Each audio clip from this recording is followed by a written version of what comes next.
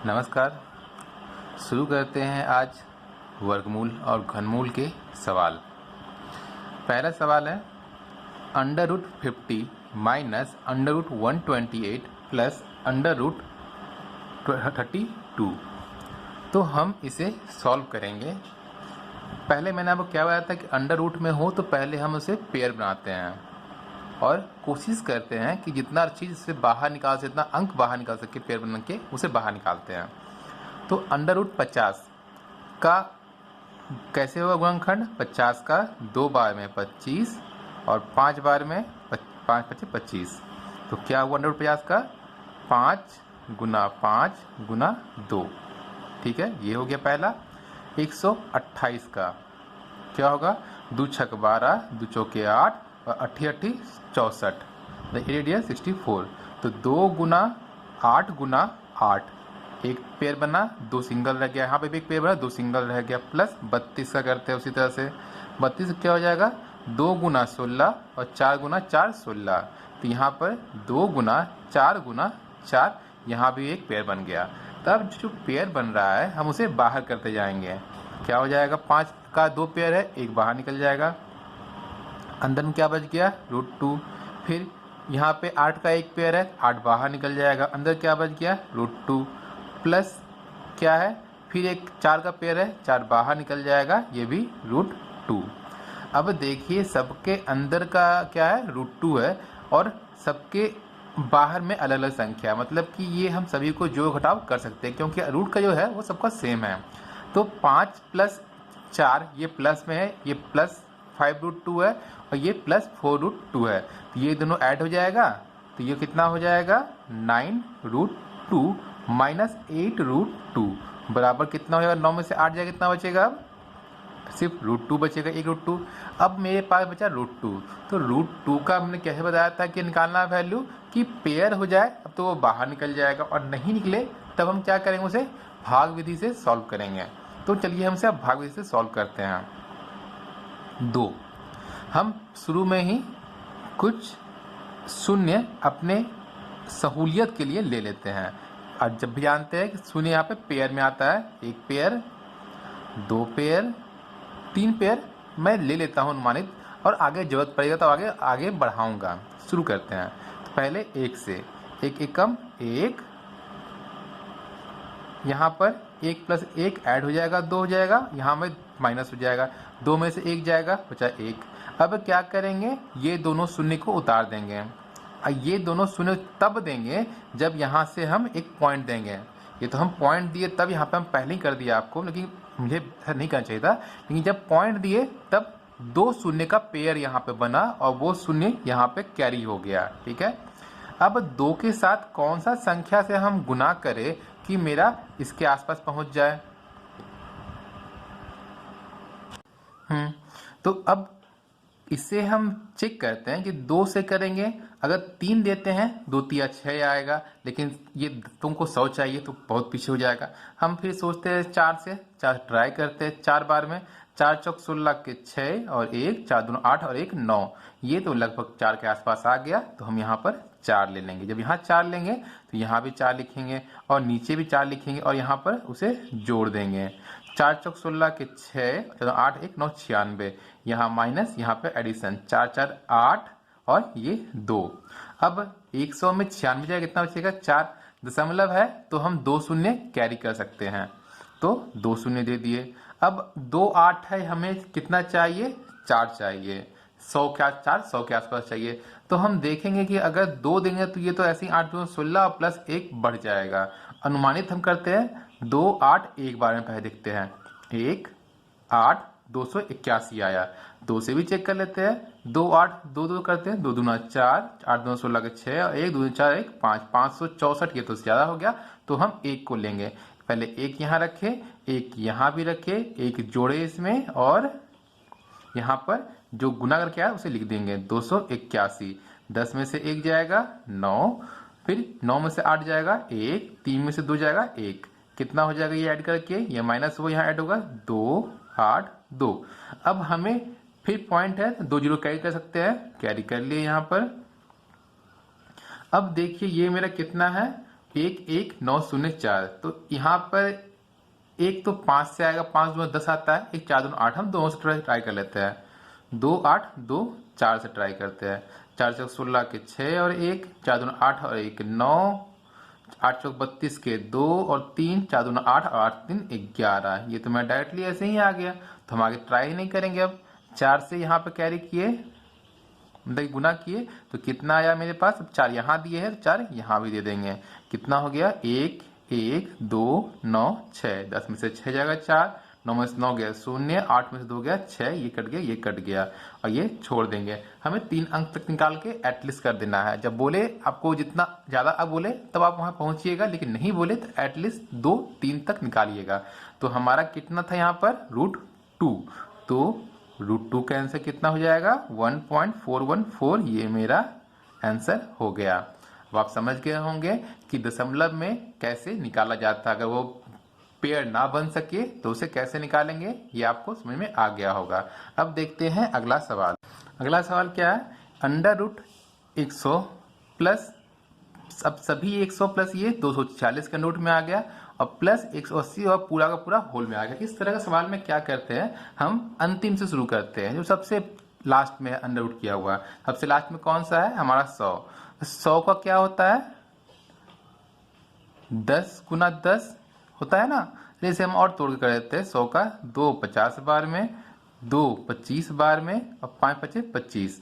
तो इसका हमारा क्या बनेगा, 180 प्लस 246 प्लस अंडर रूट में 2 गुना 2 गुना 5 गुना 5, ये एक अंडर रूट, ये एक अंडर रूट और ये एक बड़ा वाला अंडर रूट सबको लेकर। तो यहाँ पे 2 पेयर बना, 2 का बना और 5 का बना, हम एक एक पेयर बाहर निकाल देंगे। तो इसे हम रफ में कह देते हैं। तो एक निकलेगा 2 और एक निकलेगा 5, कितना हो जाएगा, 10 हो जाएगा। अब हम इसे बाहर रख दिए यहाँ पर, under root 180 plus under root 246 और प्लस इसे बाहर कितना हो गया, एक निकला 2, एक निकला 10, कितना हो गया, ये 10 हो गया। 5 दूना 10 बाहर इसे निकल गया। फिर से अब पूरे को पूरे घेर दिए। अब देखिए कि हम इसे जोड़ते हैं, under root 180 plus under root 256, 246 plus कितना, 256 होगा ना, 256 लिख दिया मैंने। अब हम 256 का करेंगे। 256 को हम तोड़ते हैं अब 2 बार में, 2 एकम 2, 2 दूना 4, 2 अट्ठे 16, फिर 2 से 2 छक 12, 2 चौके 8, फिर 8 8 64। तो मतलब कि यहाँ पे एक पेयर 2 का बना, एक पेयर 8 का बना। तो हम उसे लिखेंगे। अब देखते हैं, तो यहाँ पे क्या आया, 180 अंडर रूट में एक बड़ा वाला प्लस 256 का क्या निकला था, 2 गुना 2 और 8 गुना 8, ये निकला। तो हम इसे बाहर में हटा देते हैं कि एक 2 का पेयर निकल जाएगा बाहर, इन दोनों का एक निकल जाएगा 8, 8 दूना 16, ठीक है। अब हम डायरेक्ट रूट को हटा देते हैं वहां से। तो 180 प्लस 16 हो जाएगा। अब 180 प्लस 16 कितना होगा, 196, ठीक है। ये मेरा अब एक स्टेप और निकल के आगे। अब 196 का हम निकालते हैं वर्गमूल, गुणनखंड करते हैं। 2 अट्ठी 16, 2 अट्ठी 16, 2 44 बार में, 2 22 बार में, 2 नमा 18 और 2 अट्ठी 16, 2 चौके 8, 2 नमा 18, फिर 7 7 49, 2 बार में 2 नमा 18, एक बज गया, 2 अट्ठे 16, फिर 2 से 2 चौके 8, 2 नमा 18 और 7 7 49। तो यहाँ क्या निकल गया, पेयर 2 का पेयर बना और 7 का पेयर बना। 2 और 7 बाहर निकल जाए, कितना हो जाएगा, 14। तो 196 लिख सकते हैं अंडर रूट 2 गुना 2 गुना 7 गुना 7। तो एक 2 बाहर निकल जाएगा और एक 7 बाहर निकल जाएगा। कितना आंसर आ गया इसका, 14। ये आपका फाइनल आंसर हो गया। तो आपको समझ में आया होगा इस तरह सवाल को कैसे सॉल्व करते हैं। अब देखते हैं अगला सवाल। अगला सवाल है, एक बगीचे में 1764 पेड़ है। यदि उसके प्रत्येक पंक्ति में उतने ही पेड़ हो जितनी पंक्तियां हों, ठीक है। तो पंक्तियों की संख्या बताइए। जैसे यहाँ पे क्या बोला है कि ये लाइन को बोला इतना पेड़, आपको टोटल आपके पास कितना पेड़ है वो बता दिया आपको।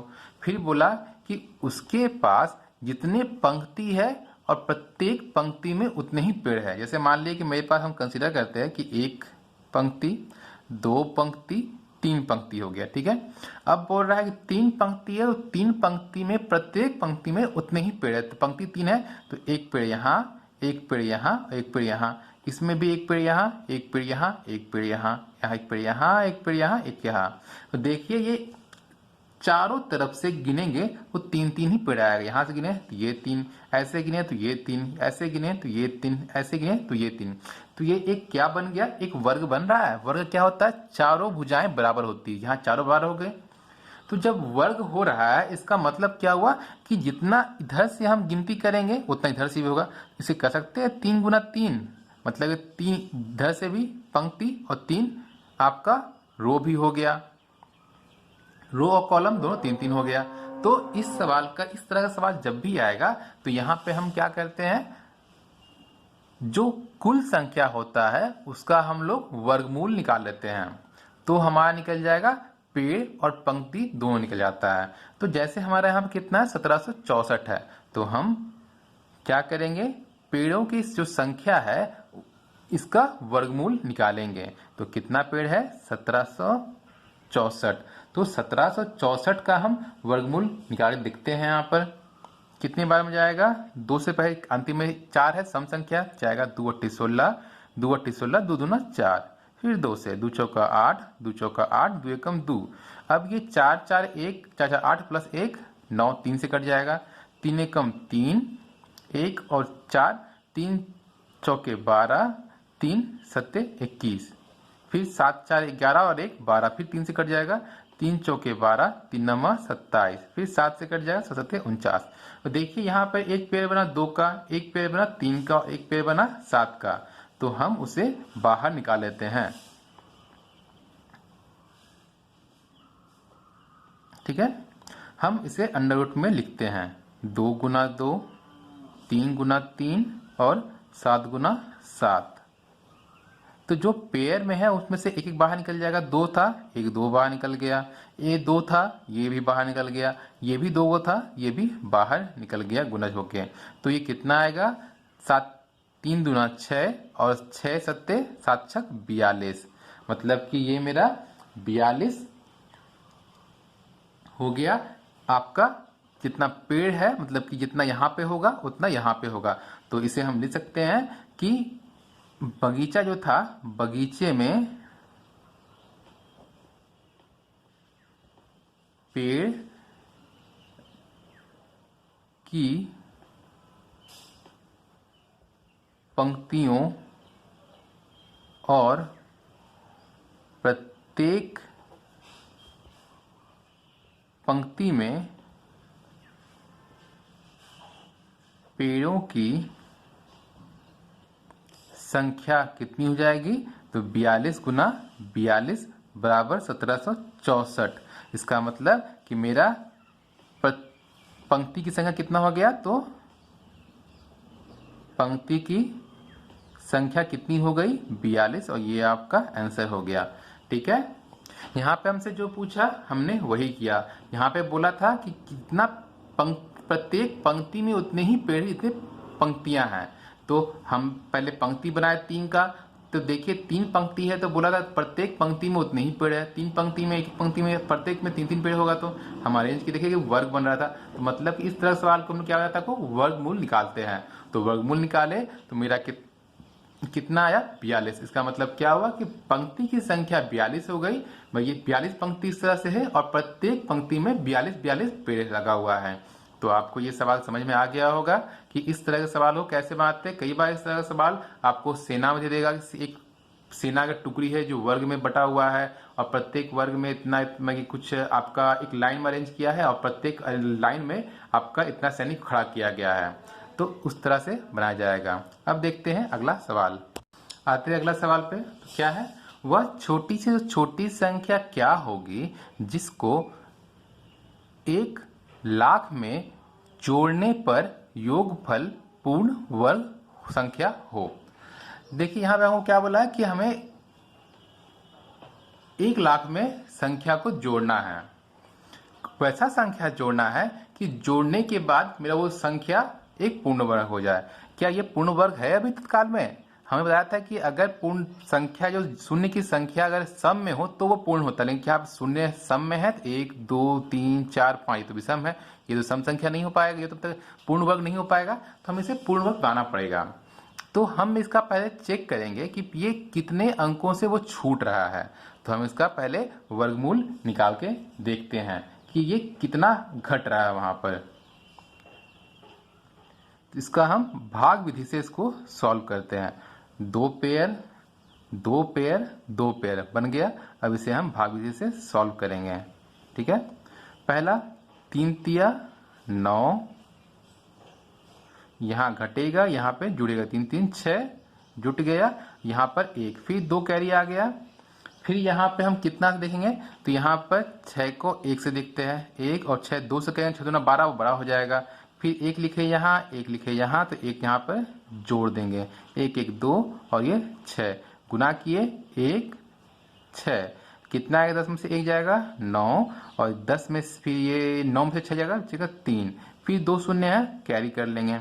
अब देखिए कि ये लाना है 39, तो 6 5 30 होता है, 6 6 36 होता है। हम दोनों से ट्राई करते हैं 5 बार में, 5 5 25 के 5, तो 5 2 10, 2 12 के 2 और 1 6 5 30 और 31। अब हम ट्राई करते हैं 6 से, 6 2 6 से, तो 6 करते हैं, 6 6 36 के 6 और 3, 6 2 12 3, 15 के 5 और 1, 6 6 36 और 1 37। तो ये मेरा अप्रॉक्स में आ रहा है, और 7 से करेंगे 7 7 42 तो बढ़ जाएगा, तो हम 6 का ही यहाँ पुटिंग करते हैं। यहाँ 6 लिखे, यहाँ 6 लिखे, 6 जोड़ना है और यहाँ पर घटाना है, तो कितना है? 3 7 5 6, 10 में से 6 जाएगा 4, 9 में से 5 जाएगा, बचेगा 4, और ये 8 में 7 जाएगा 1, मेरा कितना बच गया? 147 बच जा रहा है। मतलब कि 316 का ये वर्ग जो होगा, इसमें से 144 माइनस कर देंगे तो वो मेरा संख्या लिखी में तो इतने से छोटा हो जाएगा। अब वो हम घटाना पड़ रहा है, 44 है, वो बोल रहा है जोड़ने के लिए। तो हमें यहाँ पर अगर हमें पूछता है कि कौन सी संख्या घटाई जाए कि ये पूर्ण वर्ग होता है, वहाँ पे 144 माइनस कर देते हैं, लेकिन यहाँ तो बोला है जोड़ने के लिए। तो जोड़ने के लिए क्या करना पड़ेगा कि हमें 316 तक तो मालूम चल गया, लेकिन 316 के ऊपर जो संख्या होगा वर्ग, वो हमें मालूम करना पड़ेगा, क्योंकि 316 में तो हमसे इससे कम आ रहा है, घटाना पड़ रहा है। तो जोड़ने वाला संख्या निकालेंगे, तो 317 गुना 317 हम चेक करेंगे। यहाँ करते हैं 317 गुना 317, सेम से 9 4 7 4 के 1 और 1 7 21 और 1 22, 7 1 3, फिर 7 21 के 1 2, 3 2 6, 3 1 3 और 3 2 5, 3 3 9, 9